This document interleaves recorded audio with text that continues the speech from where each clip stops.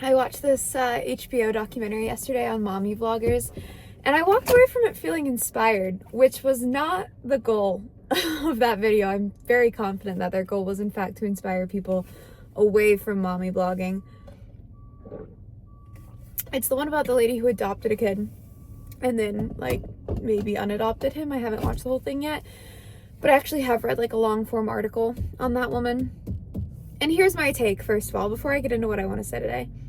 My take on that is that it's probably so much more nuanced and complicated than any of us could understand, and fucked up probably, but also really hard for everyone involved, and like so much more nuanced than the internet could ever understand, also probably.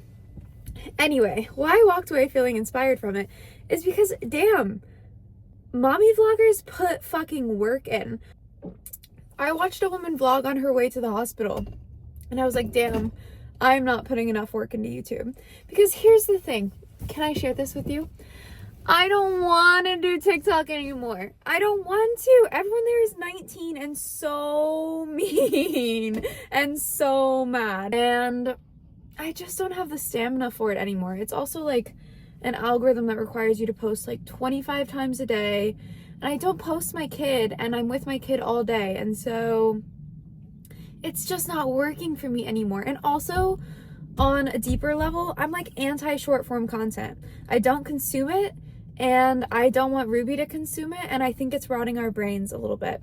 The other day I listened to a podcast, actually it was a masterclass on anxiety, and she was like, hey, like if at the end of the day you're feeling anxious, something that can really help is like sitting down and watching TV, and like really do your best to only watch one big screen. Like don't distract yourself from the big screen with a little screen, and like rather than consuming a bunch of short media, like really try and focus your attention on one form of media. And I was like, damn, it's gotten that bad. It's gotten to the point where we're like praising sitting down and watching TV. Like that's a good attention span. Like it used to be like, okay, you're probably watching too much TV. Now we're like, maybe just watch one screen at night, baby. Like that's fucking depressing to me and scary. So all of that to say, it's my dream to do YouTube. It's my dream to only do YouTube, I should say. My rack looks insane today, by the way. And so, what the fuck was my point? Oh yeah, so these fucking mommy bloggers, bro, they vlogged every day, and that's how they all got famous. They posted on YouTube like every fucking day. And I look around and like all of my mutuals that are growing on YouTube, they're posting so much more than me. Maybe they probably just have more time. Actually, I know for a fucking fact that they do, because 99% of them are not mothers. So they have more time, and they're probably making cuter videos. But what I lack in my ability to make cute videos, I make up for in my ability to yap. So I'm gonna try and like actually post a couple times a week. We'll see if it fucking happens. But I really want to. I really want to. Also, I kind of stopped using my video editor from Poland. I don't know if you guys can tell that I've been editing the last few based on the fact that they have no background music, because I don't know how to add that. But I just kind of stopped using him because, honestly, it just took for fucking ever to upload my clips to Dropbox, and it was keeping me from doing it. And like in a beautiful world, a theoretical world, I want to be the one to edit my videos. But in the real world, I don't have an Adderall prescription, so that's never gonna happen. I'm kind of on the hunt for a video editor, but also I gotta stop spending so much more money than I'm making on YouTube videos, because what I'm making, I did finally monetize. I monetized last week. What I'm making is about $28 a month, and what I was spending was like $200 a video.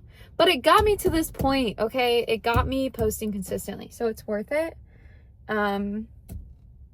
Except that we just bought a house and I can't keep doing that anymore. So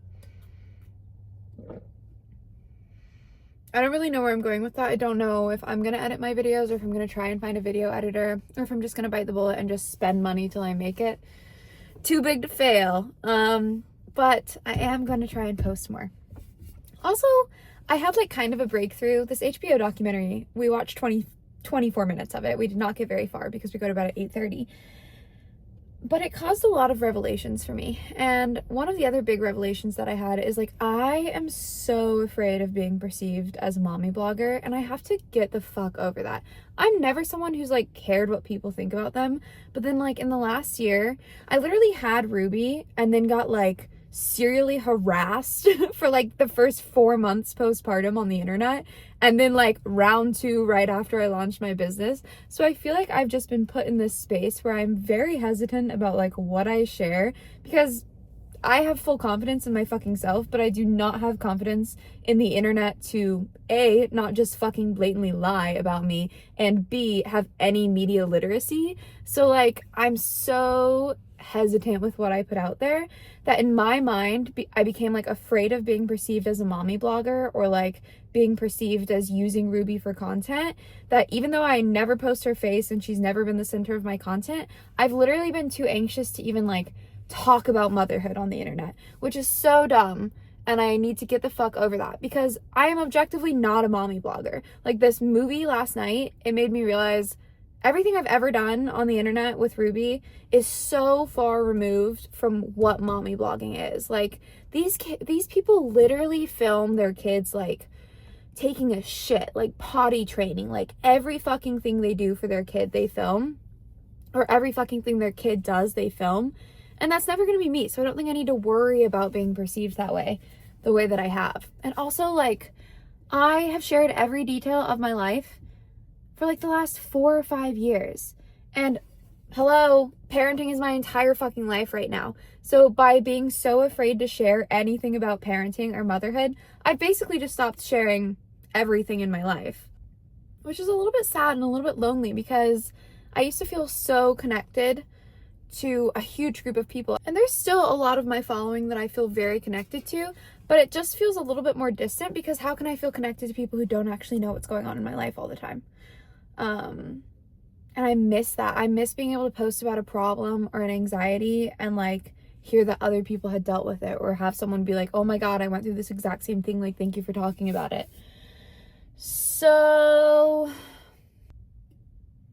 I've been like inching my way towards sharing more, but I've just been doing it on fucking TikTok, and I'm just like,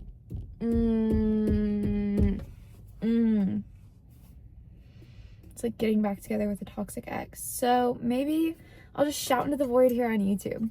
It's nice because the YouTube algorithm likes long form content. I just like how much smaller my audience is here. It feels like I can just like actually post the way that I used to post on TikTok when I had 100,000 followers instead of 800,000, which is too many. I don't know how people with like 2 million followers do it. I don't think we were ever meant to be liked by more than like 35 people in our real lives. I basically think a high school ecosystem is the biggest amount of exposure we were ever supposed to have to other people's opinions of us. And the internet has fucked that entirely. And in some ways it's really nice, because you get to meet so many more people who like you and who you like and who you get to communicate with and learn from. But in some ways it's fucking terrible, because our brains are just not hardwired for the opinions of hundreds of thousands of people. Anyway, my baby is with her grandma. And I'm getting really sad because we're getting ready to leave California. We're leaving in like just a couple weeks, because we finally get to move into our house, which is very exciting, but it's also a little bit sad just because Scott and I were talking about it today, and we basically feel like we've been on vacation for like 4 months. Because while we're here, his mom is just like amazing. And every single day she takes Ruby for a walk or comes and gets her during her nap and gives me a break. She makes us dinner, she brings over lunch, she brings over breakfast. Like, it's just been like probably the way that we were supposed to function, which is with like a lot of community and help. But it has been so nice. And now I have to go home. But it's gonna be so good, because actually I have a huge community at home and all of my friends are there, and literally my entire extended family. So I'm not dreading it, but the time in California has been really nice. But I cannot wait to decorate my house. And I have like several fun business project ideas that I can't really launch until I'm in my own space and not going to be in the middle of a move. I want to do like a subscription model. I think that would be so fun, because honestly, first of all, running a business is hard. And my favorite thing with like running the business is like I love packing the orders and like putting stuff together and like coming up with little collections. So I was thinking if I did like a subscription box, maybe like 6 times a year, then I would know exactly what supply of things to create, and I wouldn't have to stress so much about like advertising and selling things, and I could just really focus on like creating cool, cute shit for little boxes. I think they'd be like, right now, I'm still brainstorming, but I think I would do like $45 a box and do it like every 2 months. And each one I would put like ephemera. I'm gonna buy like a nice printer and take a course in Photoshop. I'm manifesting. And then like create my own ephemera for the brand. And then in each box, I'll do like a piece of Elizabeth Bay jewelry, some ephemera, so like postcards or bookmarks. And then like I'd like to do like one secondhand or vintage item in each box. So, or package, I should call it, maybe not a box. So I have my first one like ready to go, but I can't like start marketing this or really curating or creating it until I'm in my own house with my own office. So that's probably going to take a little minute. Also, I just went thrifting. Let me show you what I got. First of all, and this is for Webby, but it's just a little bit too big right now. But it's gonna be so cute. Look at this collar. You're absolutely shitting me. Then baby bloomers. My mom is gonna die. And then look at this. Look at this little hat. So cute. That's for Woody. And then for me, I'm not gonna lie, I did just barter at the Goodwill. But first of all, I have to. We just bought a house and I have no money. And second of all, Wonder Nation is literally Walmart, right? I'm pretty sure that's a Walmart tag. Pretty sure this is a Walmart kids tank top. The size is M7 to 8. They had this for $7.99.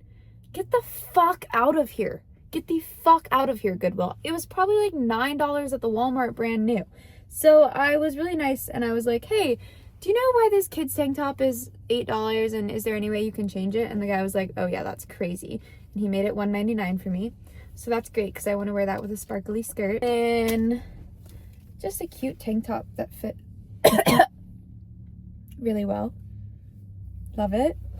Little baby doll top also with a square neckline that I really like. No idea how I'm going to wear that. And some white Levi's in my size that I'm excited about. So, oh, and I went to CVS. And I got these rollers that I need for a special occasion that's coming up. I'm hoping they'll help me get a blowout similar to how I had my hair for the event I just did. But I don't know how to use rollers. So TBD on if that's going to work. And then you guys are going to fucking die. I did buy some more hair dye. Because I just dyed it in last week's video. But my mom was right and it did make these hairs bright red. So I need to just touch up around my face and make those browner instead of red. And then everything will be perfect. And then I can quit dyeing my hair for a few months. The crazy thing about YouTube is you actually do have to say like and subscribe at the end of your videos. Like I know it's a meme, but you actually have to say it because you actually need people to like and also subscribe. Because it's the only way that you can ever hope to one day make a living on this app and leave behind the torturous other algorithms. So like and subscribe.